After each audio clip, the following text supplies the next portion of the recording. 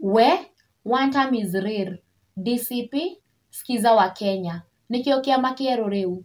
Mohoro maria maratukinyira kwa Kikuyu Hot News TV mahina hini ati uria wari munini wa president Rigathi wa Gachagua ni aruguritie kiama gia kiuteti kia Democracy for Citizens Party kana DCP. Augite kiama kiu kiritongoragio ni uge wa guthikiriria muingi na kirimurikaga mitaratara iria irahutia mabataro ma muingi.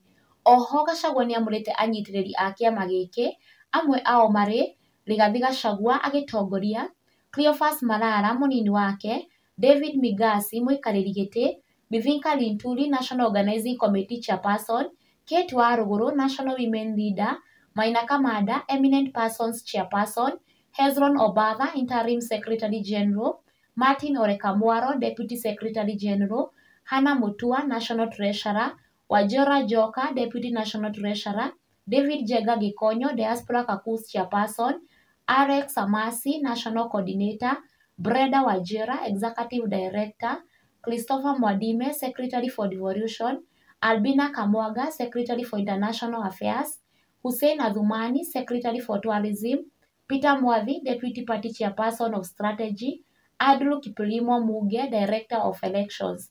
Mwena-ini wake mũmbunge wa Gĩthũngũri Gathoni wa Mũcoba ndanekinyia gĩikaro-inĩ gĩkĩ kũrĩa monekete marĩ hamwe na ndagĩtarĩ Fred Matiang'i makĩrung'ũra ciĩgiĩ ũteti na ũtongoria wa bũrũri wa Kenya.